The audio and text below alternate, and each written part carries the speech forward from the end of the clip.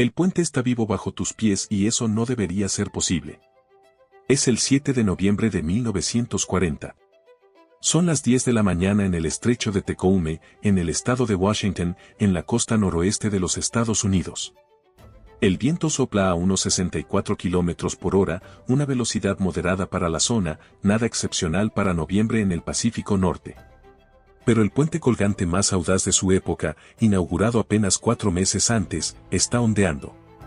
No es una metáfora.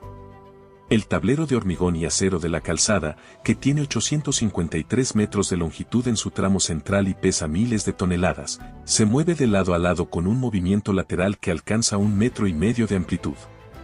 Las olas que recorren la superficie del puente de extremo a extremo son visibles desde la orilla.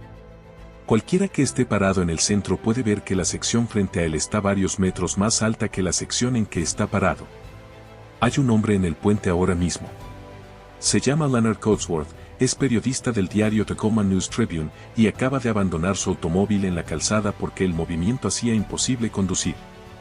Avanza a gatas hacia la orilla mientras el puente ondea bajo él. Dentro del automóvil abandonado hay un perro. Codsworth intentó sacarlo y el animal, aterrorizado, lo mordió. El perro se llamaba Tabby. Será la única víctima fatal del colapso. El puente tiene exactamente 149 días de vida. Para entender por qué colapsó, necesitas entender por qué fue construido de la manera en que fue construido, y por qué esa manera era considerada no solo aceptable sino brillante en 1938. El puente colgante de Tacoma Narrows fue diseñado por el ingeniero Leon Moisseiff, uno de los más reputados ingenieros de puentes de su época. Moisseiff había contribuido al diseño del puente de Manhattan y había sido consultor en el puente Golden Gate de San Francisco. Su reputación era impecable. Su teoría sobre la distribución de cargas en puentes colgantes era el estándar de la industria. La obsesión de Moisseiff en el diseño del Tacoma Narrows fue la elegancia estructural, construir el puente más esbelto, más ligero y más económico posible. El resultado fue una estructura con una relación entre el ancho del tablero y la longitud del tramo central de 1:72, la más esbelta de cualquier puente colgante del mundo en ese momento. Para conseguir esa esbeltez, Moisseiff tomó una decisión de diseño que resultaría fatal, en lugar de usar vigas de celosía abiertas en los laterales del tablero, que permiten que el viento pase a través de la estructura, usó vigas sólidas de 2 metros con 40 centímetros de altura. El tablero, visto lateralmente, era básicamente una viga sólida continua de casi 900 metros de longitud.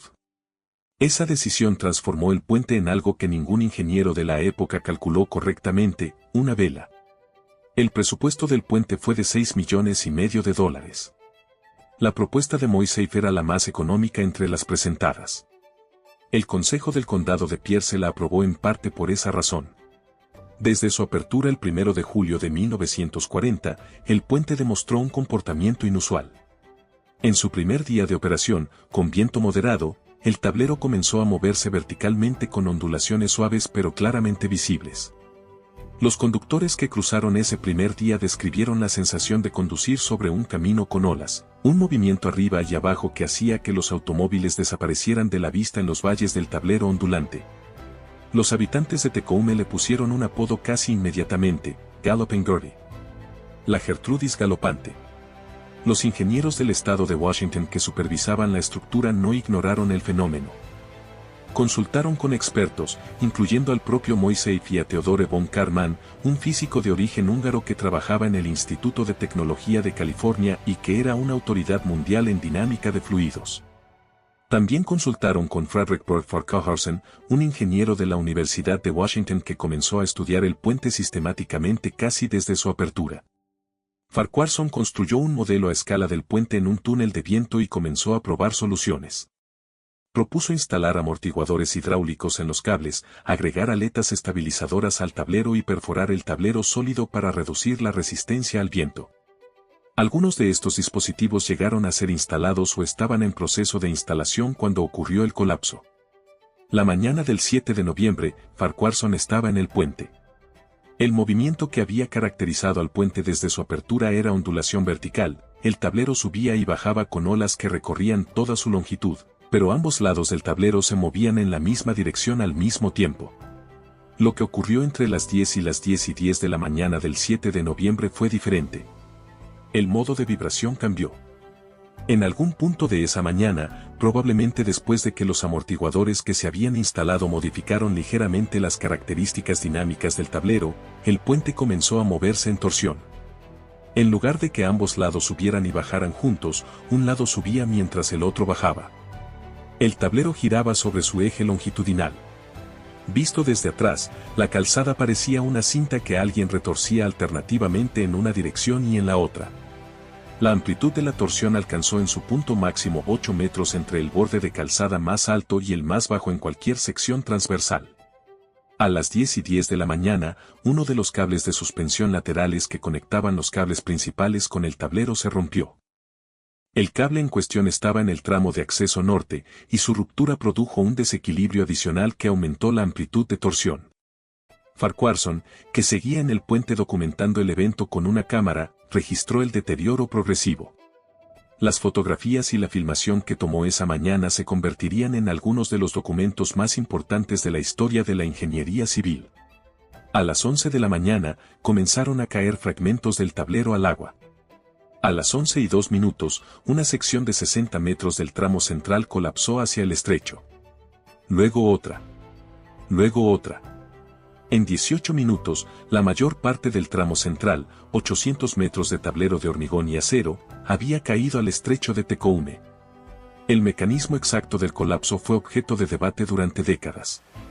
La explicación inicial, que se enseñó en libros de texto durante 50 años, fue la resonancia, la idea de que el viento generó oscilaciones a una frecuencia que coincidía con la frecuencia natural de vibración del puente, amplificando el movimiento hasta el colapso, similar a como una nota sostenida puede romper una copa de cristal. Esa explicación resultó ser incorrecta, o al menos incompleta. Investigaciones posteriores, particularmente las realizadas por el físico K. Yusuf Villay y el matemático Robert Scanlon en un artículo publicado en 1991 en el diario del American Journal of Physics, demostraron que el mecanismo no era resonancia en el sentido clásico. El viento no estaba produciendo impulsos a la frecuencia natural del puente.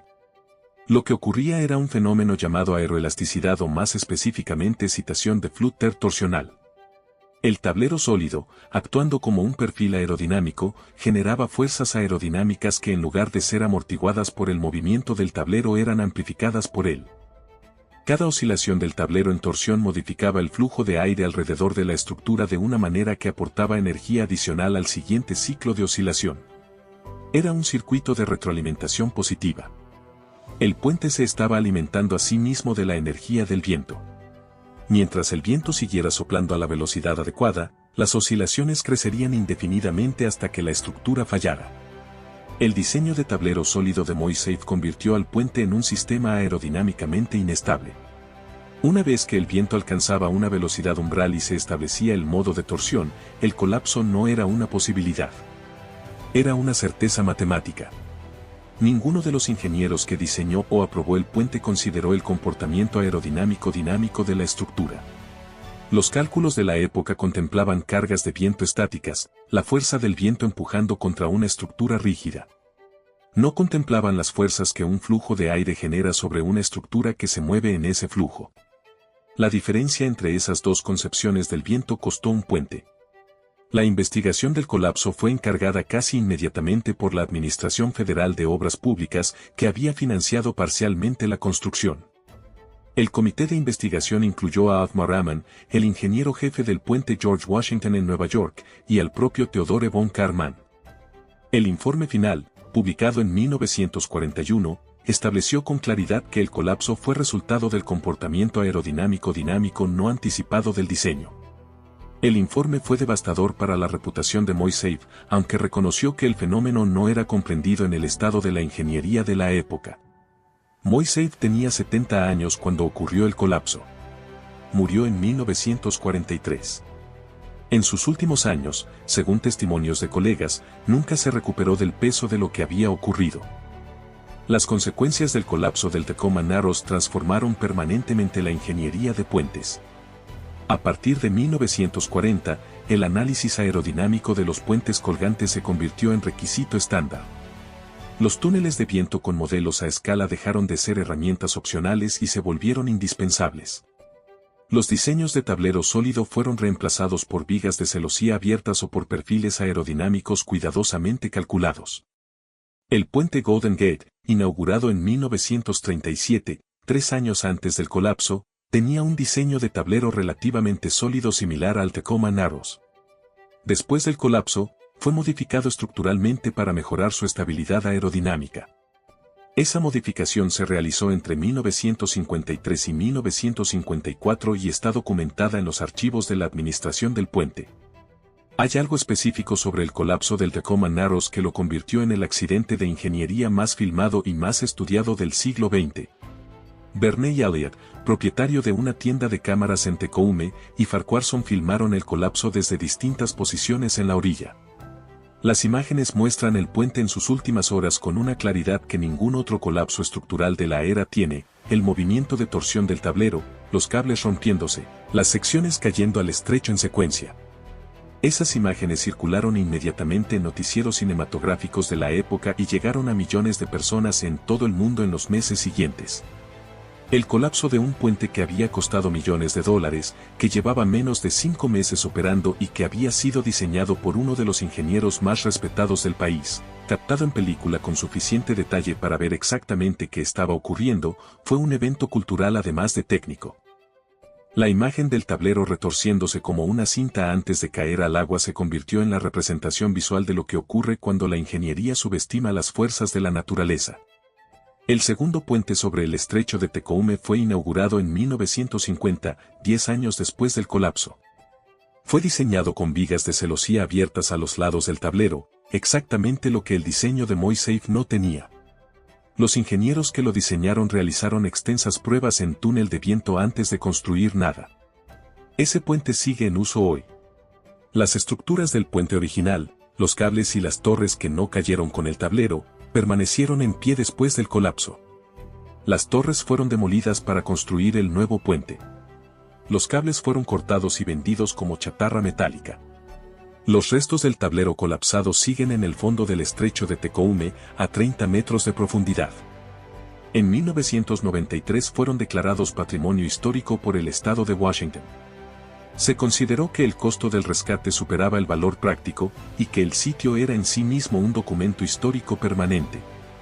El automóvil de Leonard Cotsworth está ahí también, en algún lugar del lecho marino del estrecho, cubierto por décadas de sedimento. Y en algún lugar cerca, los restos de Tabby. La única víctima de un colapso que durante décadas educó a ingenieros en todo el mundo sobre lo que ocurre cuando construyes un puente sin preguntarte qué hará el viento cuando el puente comience a moverse.